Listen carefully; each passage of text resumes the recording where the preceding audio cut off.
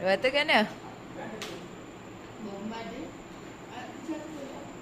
Okey, masa tutup ni. Kita boleh tutup. Tu ada benda kotak belakang gitu. Kotak. Oh, ni. Okey, betul. Ni. Oh, tu. Ni. Oh, tu betul. Okey, kotak. Ayo, tu mungkin aku ni. Mungkin okey dah. Tu cukup ah. Okey, dah. Gitu, pandai. Okey, tulis tajuk dia dulu. Apa isu kita nak tulis? Manfaat aktiviti melancong.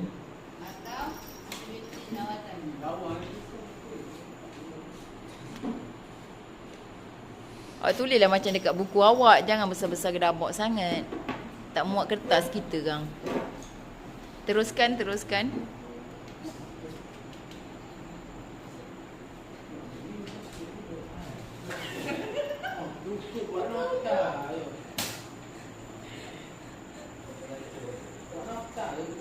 Okey, apa isi satu?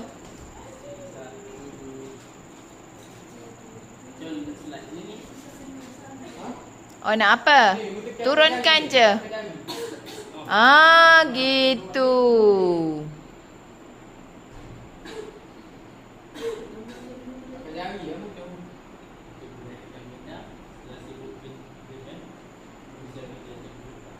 Okey, merehatkan minda.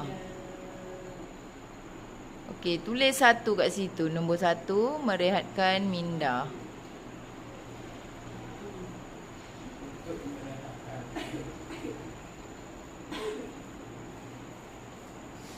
Awak turunkanlah tab tu ke bawah. Boleh tulis macam biasa.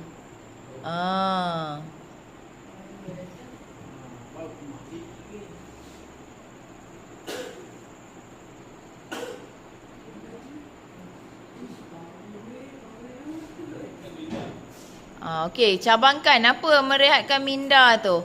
Tapi kalau dekat isi penuh, nanti tulis isi ayat yang kita dah ambil tu, tulis penuh je. Cabangkan. Apa yang kena ada dekat situ? Dekat perenggan isi tu kena ada?